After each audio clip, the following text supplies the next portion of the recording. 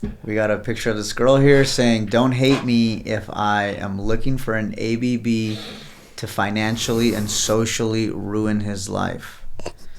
All right, let's break that down a little bit. Let's break that down. What is she attempting to do here? So I'll give a little bit of a backstory on what happened here. So I got matched with this girl on Hinge. But before I get more further into the details, I just want to introduce this, our channel, fuck, I can't even talk. Our channel is a Controvert podcast. I'm your host, Panda. Today we have a special guest named Axel. Do you want to give yourself like a brief introduction, bro? I'm Axel. I'm 31 years old. Like to go out and interact with people. Like to have lots of conversations. Engineering background. So what's your experience on why you're a professional on modern dating? Well, I guess you could say I've had my fair share of interactions, right? So I've dated around in college, was in a fraternity, had that whole experience. I've had interactions with a lot of different types of girls. So I know a little bit about, I would say, females, let me just say something. I'm not claiming to be a modern dating expert, but I'm just saying my experience that I've had with females in the field. All right. So sick. All right, let's get back to this, man. So I got matched with this girl on Hinge, and then she was putting in her prompt that she's looking for an ABB to financially and socially ruin his life.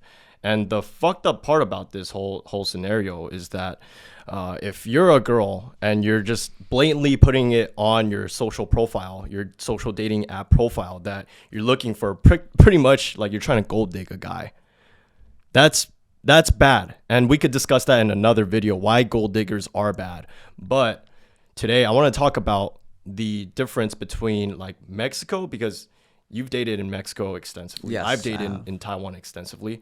And we're both Americans. We were both born in America. So I believe that we both have like pretty fucking good experiences that we could talk about, brother. So, yeah. like just your experience in dating Mexico versus here. Have you experienced stuff like this? Looking for... don't look at the ABB part. That's Asian baby boy, because that's just right? the type of attitude. The type of I can see. Yeah. So, in Mexico, there's definitely girls that act this way, but there's also a lot of more conservative girls, which is the kind that I personally prefer. But yeah, this is not like a new phenomena that's like nobody's seen in Mexico. No, there definitely is girls like that. In Mexico, there's just, the culture is just way more masculine. Okay? In Mexico? In but Mexico. I thought that was in America. Like, no, well, feminism. No. Well, when it comes to males are a lot more macho. So it's very, in Spanish, you call it machismo, which is like, it's just being very macho man. So that's the attitude that males have. For sure. Females interacting with a lot of these males tend to also use that kind of attitude or kind of incorporate it into their personality. So you also see a lot of macho females. But the thing is that they are seen as unattractive because they're just so macho. They say a lot of bad words. They use a lot of slang, manly mannerisms like spitting, things like that. That they're just like not attractive. So the really macho guys go for the very feminine girls. That's like the prize to have, is a very feminine female. So if you're a female, you want to be very feminine in Mexico because that's like the trophy, that's like the prize. But then what about in America then? Like, would women want to be more feminine and more submissive, nurturing, caring, and all that shit in the household, and then probably not be the feminist where it's like striving for independence? Well, you know what I've seen that's been going on lately is that there's been a lot of females that have been adopting more of a masculine role in society. Mm-hmm. And they don't realize the consequences that has. So, like, for example, you know, a lot of these girls try to do this whole hot girl, like I'm a boss bitch, whatnot, right?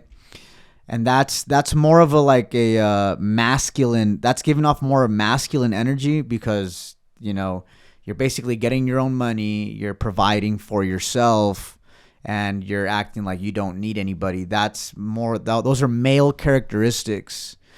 And that's not necessarily a bad thing. You know, females can have that. You can have that. Just don't expect for a masculine male to be attracted to you. Okay. Because masculine males don't go for masculine women. So my next question is, if you were to compare America versus Mexico, would you say America has more masculine women, or would you say Mexico does, or about the same? I would say that the masculinity is more widespread among Americanized females, because in the American culture, the whole masculinity of the masculinization of females is already integrated into the culture. So if you're an Americanized female, you know what a hot girl summer is. Yeah. You know what I mean? Yeah, yeah. Or like those you know chicks what a from Mean boss Girls. bitch is because it's interwoven into the culture, the American culture, Okay. right? And being a conservative female in American society is kind of seen as a weakness among women. Yeah. So you're seen as a weak woman if you're more feminine. And Gotcha. and in Mexico, if you're more feminine, you're seen as more of like a prize. You're seen as more of like a delicacy than if you were to be a boss bitch. Compared to Asian culture, right? Would you say, like, just your understanding of like Asian people and probably like people in Asia and dating in Asia, just like your brief understanding from like an outsider, would you say Asians are more like Asian women, right? Would you say Asian women are more masculine, or Mexican girls are? It depends. So Like Asian whole, women we're from talking about America, generally, or Asian women from their respective countries? Yeah, Asian women from Asia. From like Asia. Straight from Asia. Okay, so like straight they never from had Asia. any American influence like this fucking. Yeah. So you know? this is like an American phenomenon Styling that's face. happening. Yeah. Well, from my experience and from what I've seen, Asian women from their Asian countries and Mexican women from Mexico or Latin American countries, Latin women from Latin American countries, they're comparable in femininity, because they haven't been Americanized. I feel like being Americanized is what turns you into something like this. Unfortunately, why? Because you have music from like Megan Thee Stallion, Beyonce. You have all these. But dude, like, isn't like the Mexican culture? There's also Bad Bunny, Yes, there's Bad Bunny, like, yeah. But I mean, reggaeton and shit. Yeah, So reggaeton, doesn't that yeah. also influence? Because in Taiwan or just Asia, there's not really a lot of talk about or songs that's about like sex, drugs, and money and shit like that. yeah.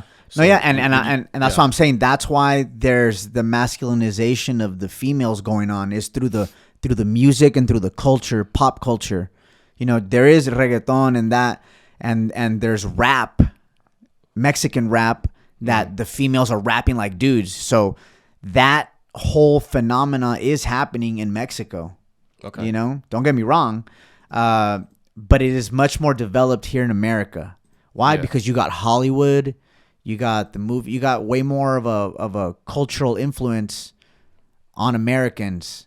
In Mexico, they're also affected by Hollywood, but they have their own they have their own Latin artists, and they also influence them. But I feel like they still understand that being feminine is valuable because they come from conservative parents. And even though the music tells you to be more masculine, the parents are holding you to your feminine cultural standards. Yeah, That okay. makes sense. Yeah, so I'll talk a little bit about my experience like dating in Taiwan.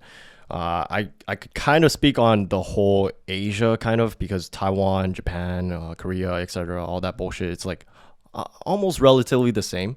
But when I dated in the East, like for example in Asia, in Taiwan, right, specifically, I felt that they weren't as influenced by like the masculine mindset because it hasn't really spread there. And because of that, you had like more nurturing women that would probably even pay for me on dates, and they wouldn't expect too much because they were more so on the concept of actual love, and actual love is not materialistic. And because of that, I feel like they were more willing to pay, and they see the potential being with a guy who's going to pay long term, rather than, oh, okay, like this is just like some stuff at a convenience store, I'll pay for it. Like for example, she's already in line at 7-Eleven. I'm still getting some stuff. She paid for all the stuff that I already got.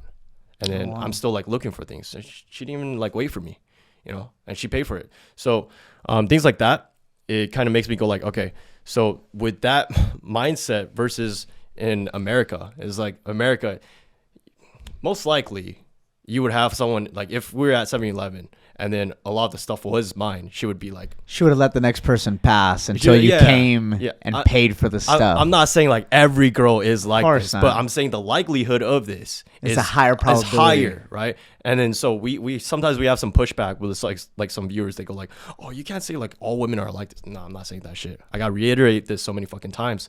I'm saying we're speaking on majority. So when I ask you that question about, do you think Mexican women versus Taiwan women? Okay. Do you think Mexican women would be more submissive? But you said masculine for the most part, or I think compared to Taiwanese women, I think Mexican women in general, okay, as a generality, I think they wouldn't be as submissive as a Taiwanese why do you think female?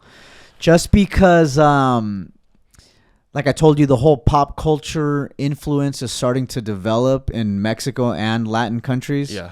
Like with reggaeton and novelas, which are like soap operas, and that they're basically teaching the population how to act.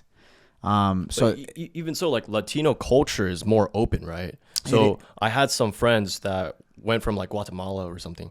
They came to Taiwan to, I don't know, study abroad or like work there, and then they were like, yeah, I felt like talking to people here, it's a lot harder than talking to people in Guatemala, because in Guatemala we could just like they have this like, what is that kind of like expression they do when they talk, like this? I don't know. I don't know they what have it like is. Mannerisms. Or... Yeah, like you like Latino culture is more talkative, right? And it's the Asian culture is more, I guess, reserved. Yeah, okay, I could see apply? that. Well, I mean, I could see how in American culture it's not as easy to like start a conversation with somebody at random, right? Yeah. In a Hispanic culture, you have a lot of things in common, so you could definitely bring up a bunch of stuff, but and talk about it, you know, and start a conversation that way. But in American culture, there's just so many different types of people, ethnicities, mindsets, and everything. Yeah. That starting a conversation, it's like hit or miss, you know?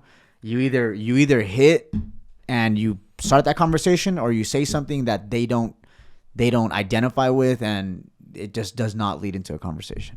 I feel you know? Yeah. I mean, it's different for like many parts of America. I mean, you could have like Seattle, it's like Seattle freeze, right? You could have New York, people just want to mind their own fucking business. LA people are more outgoing, they're more outspoken, but because of that, they're also a little bit more, you know, LA traffic, right? People flicking people off and all that shit. So it's different in a lot of different parts. But for the most part, the culture, influence, sex, drugs, and money plays a big factor, along with feminism, that is also playing a huge role in influencing women that you got to be independent, so you don't need a man. You're strong by yourself. And so that's why it goes all back to how the comparison with like Eastern women or girls from Mexico, women from Mexico, compared to America. So I would say, right, like America is probably, in terms of women and masculinity, American women would probably be at the top. Yeah, I would agree. They're very masculine. There's a lot. I've ran into a lot of masculine females here. Yeah, and I just wanted to say this.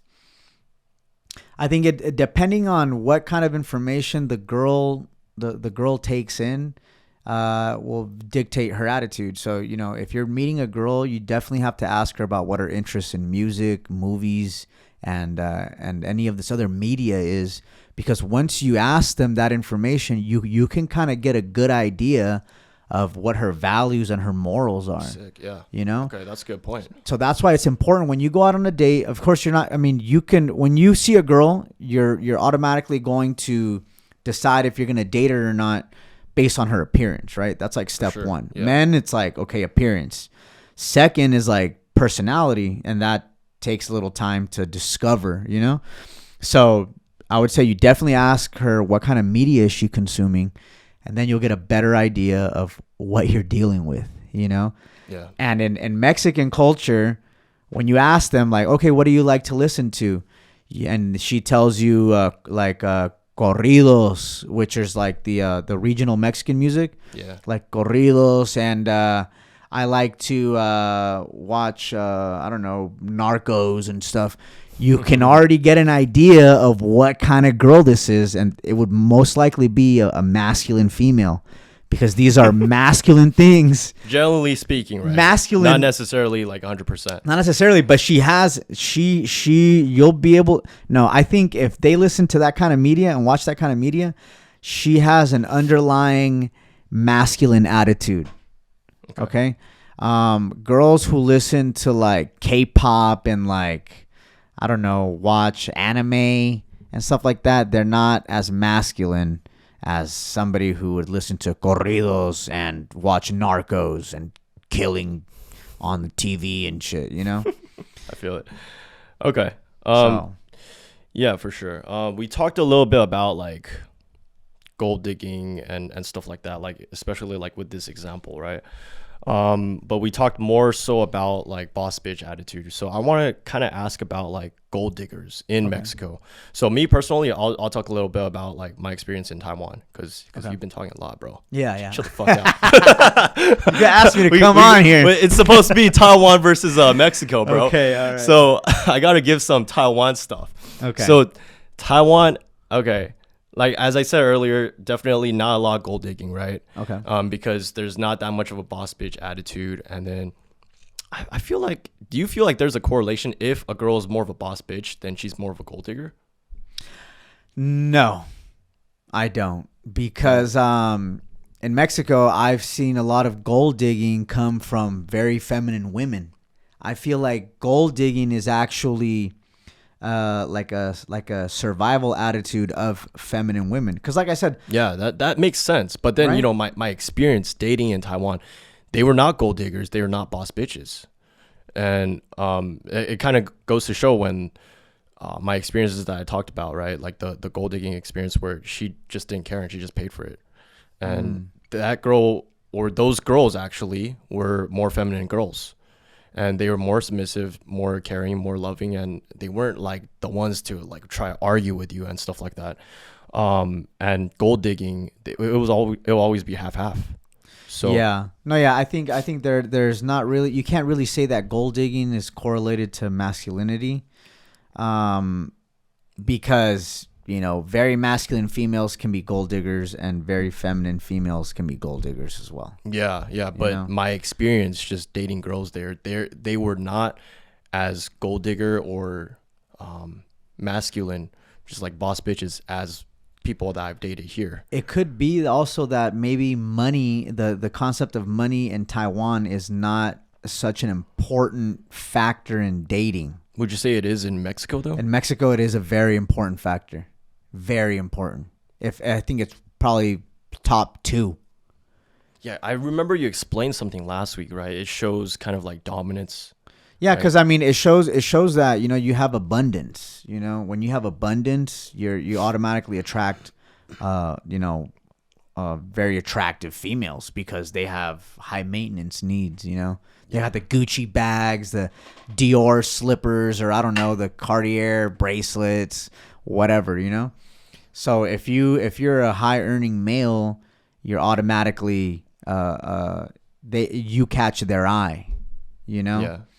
So would you say like girls with Gucci slippers and whatever, like the Gucci bag and like really like expensive stuff like this, is it as prevalent in Mexico than compared to like here in America? Yes, I think over there it's definitely more prevalent because it just differentiates you from the rest of the herd, you know? So if you're a girl and you're wearing all this designer, you're basically differentiating yourself from. So more girls in Mexico humble. wear designer shit than girls in America. No, not that they wear more, but it's valued more. Oh, so like if they had the money, then they would. Right? Yeah, so like if you see a girl with designer, she would be considered higher stat. It has a more of an uplifting effect in Mexico than it does here in America, because the standard of living is so low in Mexico that for you to afford something like that, you have to be of a high status. Yeah. And here in America, you got credit cards, you got loans, and all this stuff. People could be in debt and still wear designer. Oh, I feel you. Do you know what I mean? You, yeah. And in Asia, like, I mean, I don't even have to say that too much, right? Like in Asia, everyone probably already knows Asian people they're kind of more stingy, but you know, there are like Asians that like to flex this bullshit, but for the most part, it's not really the same or like that similar with like Mexican culture. Okay. Right. But yeah, what you were saying, bro? Yeah. So, but what I really wanted to talk about here on this podcast is I just want to bring up the concept of self-awareness. Okay, so females, it's okay to be masculine, it's okay to be feminine, it's okay to be both. You just have to know when to be what. Okay, so if you're trying to get a high value man that makes a lot of money and that's very masculine, the probability of you getting a guy like that by you acting masculine is going to be very low. Do not act masculine if you want to attract a masculine male. You know, there's a law in science that I forgot what it was called, but it's every action has an opposite and equal reaction. Okay, so if you're a man and you put out very masculine energy, you're going to attract very feminine energy. Okay. Mm-hmm. So you have to understand that. And if you're a female and you put out very feminine energy, you're going to attract very masculine energy. Okay. Yeah. I mean, it's like the laws of physics. Well, not really physics, but you know, laws of sociology. It's just right? Like the universe. It's like, for example, alpha men, they would get like a beta women, like a girl who's submissive, etc., like all that bullshit. In reverse, a very alpha woman who makes like all this money, has like authority, knows how to talk, will want a guy that's kind of like a dog that would just like beta. A beta. It's because it's the law of equilibrium. Okay, so it's just like the concept of when they say, "Tell me who your friends are, and I'll tell you who you are." Yeah. So when it comes to like frequencies and vibrations, somebody who's at a higher vibration interacting with somebody at a lower vibration, and with enough interaction, they will both come into harmony. Equilibrium. They will come into equilibrium. Yeah. So the higher frequency person will have to lower their frequency in order to bring the frequency of this other person up. Okay. Bro, what your TLDR is opposites attract, right? Opposites attract. So if you have to understand that you're dealing with opposite energies. So like I said, if you're a female and you're acting masculine, you're most likely going to equilibrate with a feminine male, with a more feminine male, or AKA beta male. Okay. So girls, you need to understand that if you're trying to attract a high value man, you have to be way more feminine because that's just what they're looking for. Facts, bro. Facts. I mean, you should know this by now. You know, that boss bitch mentality is not going to get you anywhere in the long term. But you know there's going to be pushback, right? There's going to be pushback where girls are going to be like, well, why should I rely on a guy? But of course. That's just pretty much the answer right there. And right? That's a masculine attitude. Yeah. And there's nothing wrong with like being independent. I really respect that. And our channel is all about equality, right? It's more about preferences. Like to a certain degree, you have to understand if you're a woman and you're single and you're like, shit, I'm really like lonely. then you got to start wondering, is it my attitude? Is it all this like Exactly. influenced by like all this media and like pop culture, all this bullshit? So you got to start thinking about these things because, I mean, Like, what are you putting out there? Your time is very valuable to a certain degree. You might be like 40 and by the time you know it, you're going to be 40, right? Exactly. And then you might not be able to have kids because of that. Yep. Because you had this boss bitch attitude that went on from like your youth days all the way till you were 40 and now you can't like what is it, ovulate, is that the word? Yeah. So I think that's very important to consider because yeah, it is your life. You can decide how you want to live your fucking life. I'm not telling you how to live your life, but honestly, to a certain degree, if you are wondering what is going on, how come I'm still single, how come I can't find a decent guy, well, because you might be attracting guys that are actually not what you want. It's because you might be getting guys based on being a boss bitch, but you actually don't want beta guys. You want a guy who's masculine, who could hold the authority, who could be like the leader of the relationship. And so you might be with beta guys thinking that this is the type of guy you want, but it's actually fucking not. But it's just like this. If you go, imagine interacting with somebody who always had a confrontational attitude. I mean, every person that person interacts with is not going to want to hang around them anymore. But here, let me be devil's advocate. But like a girl would be like, well, I wouldn't want to hang around with like a guy who's always confrontational too, right? Because masculine people or masculine men specifically, they could be confrontational as well. Yeah, they could. What would you say about that? But they will be confrontational to anything or anybody that they consider a threat. So if you're a female and you're acting like a male, sooner or later, just like you see in these videos where girls get up in guys' faces and start talking shit, and then they end up hitting the guy as a natural reaction is gonna hit back because we're just wired, unless he has total control over his actions, he's gonna want to hit back because that's just the natural reaction. When we're met with danger, we fight or flight, Yeah, for sure. So just as a word of advice to females, do not have that confrontational attitude. It's a masculine trait, and you're gonna be met with a confrontational attitude. I think that's another good question. The question of if a man can hit back a girl. Like, because we see this all the time. I mean, I've got hit by a girl before. Yeah. I was in, my bone was fractured. I had like sling and all this shit. Girl was like punching me, bro. My ex-girlfriend, one of my ex-girlfriends from a long time ago, she's punching me with both her hands. And then I was trying to defend my fracture. Yeah. So my face was just getting hit because at that point, my fracture was more of a priority than my face. So I think that's a good story for like another day, but like the viewers, if you want to leave a comment below, do you think men can hit back girls to a certain degree? Like, let us know what that gray area is, right? Yeah, what's your opinion? You know? Because I may have a certain opinion, you may have a certain opinion, they may have a certain opinion, but it's interesting to hear what people think, Yeah. I always say, as a man, we know that we're stronger than females, and we should exert, or we should show discipline and not hitting them. Yep. However, I also believe in defending yourself from harm. I agree. So if a girl is hitting you, I would say it's your responsibility to assess how much damage she's actually doing to you and respond accordingly. Can you just leave the situation and avoid that? If you can, do it. If there's nowhere to go, you're going to have to neutralize that situation. You're not just going to sit there and get fucked up and, get a tooth broken or, I don't know, get your eye socket broken. Some of these girls know how to hit, So that's what I'm saying. Like, as a man, you have to be able to have that situational awareness and know, okay, can I leave or do I have to neutralize the situation? Let's leave that for the viewers, bro. Let's leave that for them. That's just my opinion, I feel it. But this video is getting kind of long. So I have one more question. Okay. This is the last question. Okay. And then afterwards, if you have any final thoughts, you could say it.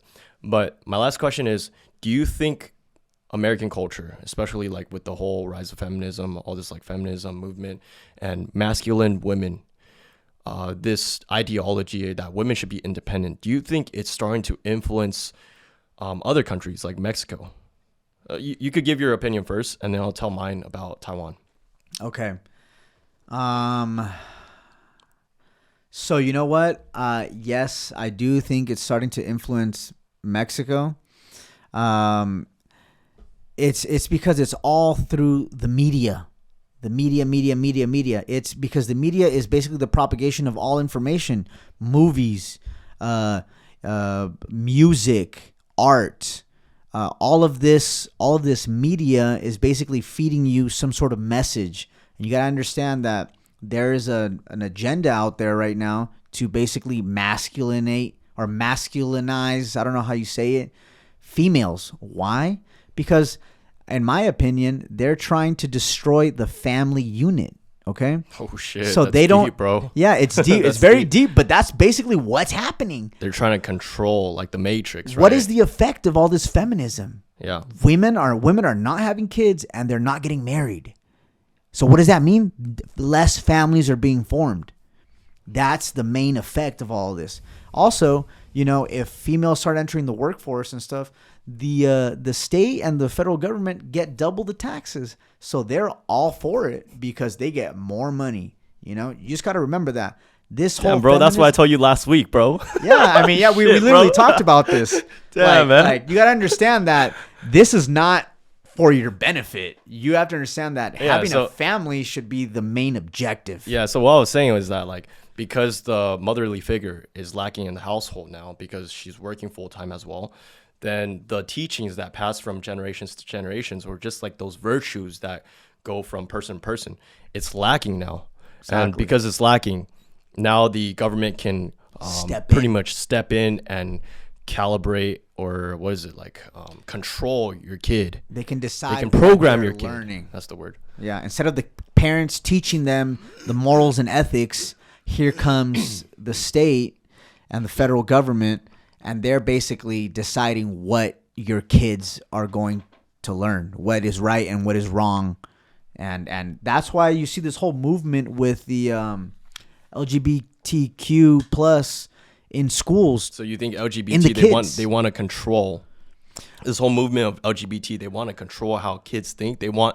Government actually want kids to think, all of a sudden I could be a fucking girl. All of a sudden I could be a helicopter. Yeah, I think like helicopter. I think it's kind of like a how do you say it? It's like but what's the benefit there? Well, like I said, it destroys the family unit because boys now think they're girls and girls think they're boys. So thus there's confusion at a young age that leads them to make decisions that'll impact them for the rest of their lives, such as transitional, and probably not getting married. And if you don't get married, you're single. Then exactly. It fortifies that family union that is broken. And because we're getting more and more, the population is getting increased. So they want to minimize the amount that people reproduce. Yeah. Right? So even though it may not be the main objective to manage the population, it definitely, that strategy that we're talking about, like LGBTQ plus in teaching kids in schools, it's a very effective population management strategy. So it may be unintentional, but it works really well. That's fucking crazy. Yeah. So I'm not saying that that's their objective, but what I'm saying is that if it is working for that objective. Gotcha. All right, man. We're 34 minutes in. Let me just summarize because we're getting off topic. LGBT and all this shit. It's crazy, man. We have it's so cool. I mean, we have a lot of potential videos now. We're having good conversations. It's a good time, man. I mean, yeah, but let me just wrap up this video. So my experience in Taiwan, with the whole influence of American ideals, right? And I feel just as an outsider looking in, right, why it is more prevalent, it's more prevalently influencing Mexico, is also because it could be that Mexico's closer to America, so that shit spreads like quick. Definitely. You know, the whole border issue and all that crap. So of course it might be taking like American stuff, taking it back to Mexico, it might, vice versa, right? 100%. So that's just my opinion, outside looking in. And then for my experience with Taiwan, do I think it's affecting Taiwan? Hell yeah, it's definitely affecting Taiwan, because when I went to Taiwan as a kid versus now, holy shit, man. Let me tell you, like, I didn't see that many materialistic people, but now it's starting to get more and more popular. And even gold digging, right? I started dating in Taiwan 10 years ago, and then dates that I went on in Taiwan, oh my god, they're just like so precious. They're so innocent. Holy shit. Love that. I would just like be like, I need to take this girl back, but you know, didn't have the chance. Too young. Those too are young. the best. Yeah. So I think that it is definitely influencing a lot more, because this time around that I went during COVID, a couple years ago till like last year, I was there for 2 years. I dated a lot of girls. Okay. And then, so that's my kind of credentials. I'm not trying to brag or anything, but my credentials is I dated a lot of girls in Taiwan. And when I dated girls there, a big majority is how I talked about. Big majority was they were very submissive, loving, and caring, nurturing. But it started becoming, I started seeing a small percentage where they were literally gold diggers. Like they were literally putting the check in my face. And then literally one time I was eating hot pot, bro. Expensive as fuck for Taiwan price. It's like $100+ $150. Okay. Oh wow. Okay. And then that's a lot for Taiwanese dollars. That's probably like, I don't know, 2 times more, probably like 300. Okay. Food, $300 worth of food if you were by in LA. So it's a good dinner, right? It's a good dinner in Taiwan. It was good dinner, but you know, it was pretty expensive. And then literally we were just chatting, and then I was like, the check was just sitting there, and then like it was getting kind of late, right? Yeah. It's getting kind of long, our chat. She like puts it in my face. She's like, okay, you pay. And I'm like, okay. Then you got dessert then. She's like, no, you can get dessert too. And I was like, what the fuck? What? And then even after that instance, that was like the most extreme instance, right? But even after that instance, I started dating other girls, and then kind of like the same thing. I would pay for girls, and then they wouldn't say thank you. They would expect me to pay for more. And then you see more and more girls in Taiwan, they living that IG influencer lifestyle, or that wannabe IG influencer. Yep. They want to be like that. They see all these fucking IG girls like that, and they're like, oh, I want to be like that too. Start posting stuff. They're only like 600 followers, but just like they're trying to be like that. And because of that, I think American ideals, especially like IG influence, is definitely propagating to Taiwan. Oh yeah. Or even Asia as a whole. If you are Asian, you dated in Asia or whatever bullshit, leave a comment below if you think it is propagating to Asia. And I mean, that's all I have today. You know what? And also, if you've dated in Mexico or any Latin countries, also leave a comment below about how your experience went. Did you also encounter any of these issues, or was it smooth sailing? You know, let us know your experience so we can kind of get an understanding of what's going on in the world.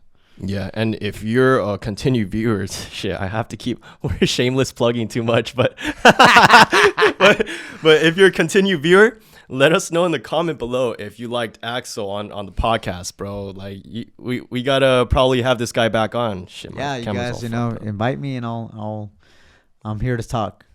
Yeah. So I think that's it. That's a wrap. I mean, did you have anything else to say, Axel? I just wanted to say, thank you for having me on. I had a good time here talking about these concepts and, basically explaining what some of my beliefs are. And yeah, hopefully I'm on here again. Hell yeah, man. Thanks for watching, guys, for a Controvert podcast. We'll see you guys next time. Make sure subscribe below and leave the comments that we just talked about. Like this video as well. We're always open to having guests on Controvert podcast. Dude, the camera can't even see you right now. It's on me. Here, I'll have it on this one.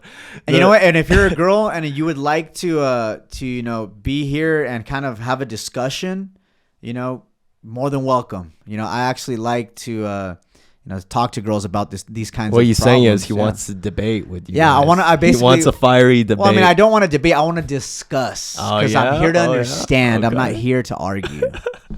Yeah, for sure. No, that's not like a debate is not an argument, bro. Yeah. Right. You could have a professional debate.